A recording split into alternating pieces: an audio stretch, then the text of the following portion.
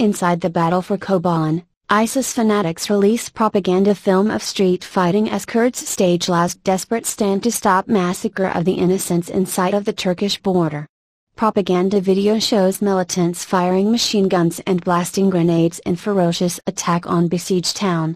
Professionally filmed assault takes place against disturbing backdrop of explosive thuds and pillars of grey smoke. Footage comes amid reports ISIS are pushing forward, in spite of punishing airstrikes by US and Arab warplanes. Fanatics launched renewed assault earlier this week and now appear to have control of almost half of the city. Kurdish official, Ahmed Sheikh Hassan, said today's clashes are focused in the southern and eastern parts of the town.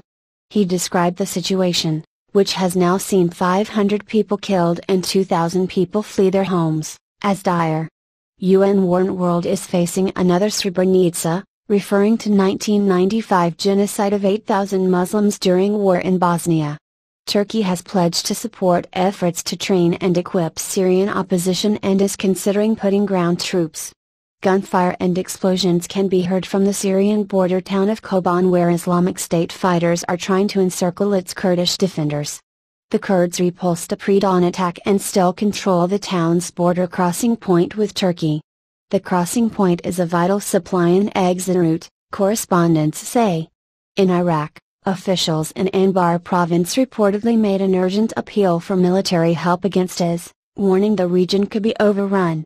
The US-led coalition is continuing airstrikes against IS in both Iraq and Syria, but the Kurds in Kobane say they urgently need more weapons and ammunition.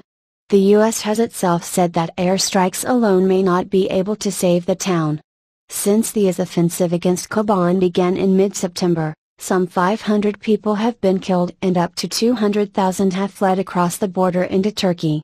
2 Kurdish fighters, a man and a woman, were buried on Saturday in a cemetery just outside the Turkish town of Syria, across the border from Kobane. The burial ceremony, attended by some 200 people, ended with chants of "Long live Kobane," AB reports. Mr. Demirtaş called on Turkey to allow Kurdish volunteers to cross into Syria with equipment to be able to enter the city to contribute to